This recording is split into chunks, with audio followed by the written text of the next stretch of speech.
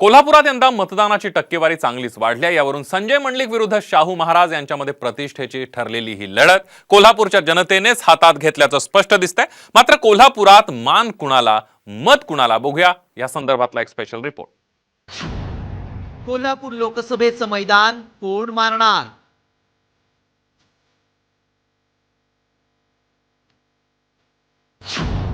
वाढलेल्या टक्केवारीचा फायदा कुणाला?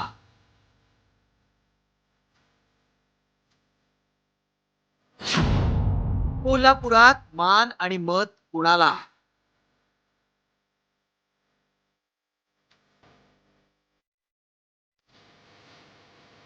तर मला या निमित्तानं सांगितलं पाहिजे, आता जे महाराजसाहेब जे आहे ते कोल्हापूरच्या हे सुद्धा कुठेतरी दत्तक झालेले आहे, खरे महाराज नाहीत। महायुतीचे उमेदवार संजय मंडलिक यांच्या याच वादग्रस्त विधानामुळे चर्चेत आलेल्या कोल्हापूरच्या लढतीचा क्लायमॅक्स अजून बाकी आहे।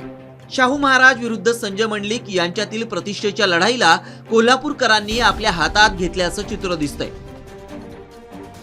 कारण कोल्हापूर लोकसभा मतदारसंघातील मतदानाचा टक्का यंदा वाढलाय।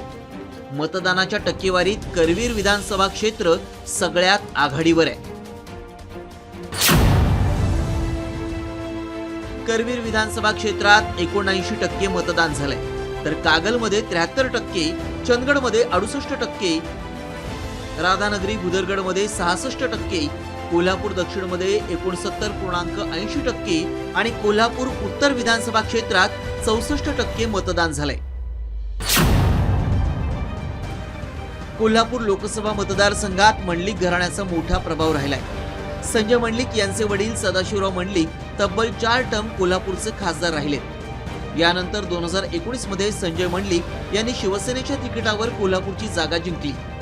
मात्र संजय मंडलिक शिंदे गटात सहभागी झाल्यानंतर परिस्थिती बदलली आहे। संजय मंडलिकांविरोधात ठाकरे गटासह मवियाकडे सक्षम उमेदवार नव्हता। त्यामुळे मवियानं संभाजीराजेंना मवियातील कोणत्या तरी पक्षाच्या चिन्हावर निवडणूक लढवण्याची ऑफर दिली। संभाजीराजेंनी मवियाची ऑफर नाकारल्यानंतर उमेदवारीचा चेंडू शाहू महाराजांच्या कोर्टात गेला। आता शाहू महाराजांना मवियातील कोणताही पक्ष निवडण्याची मुभा होती। शाहू महाराजांनी काँग्रेसकडून लढण्याचा निर्णय घेतल्यानंतर ठाकरे पवारांनी त्यांना सन्मानपूर्वक पाठिंबा दिला। छत्रपती शाहू महाराजांच्या उमेदवारीमुळे कोल्हापूरच्या राजकारणाचा कल बदलला।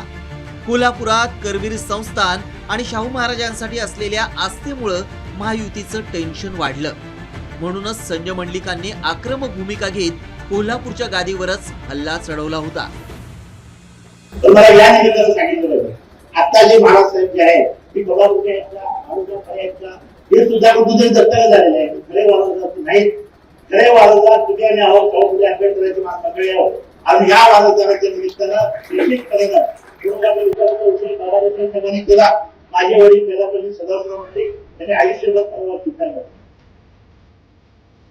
एकनाथ शिंदे यांनी लोकसभेच्या प्रचारात मान गादीला आणि मत मोदीला असं म्हणत संजय मंडलिकांना मत देण्याचं आवाहन केलं।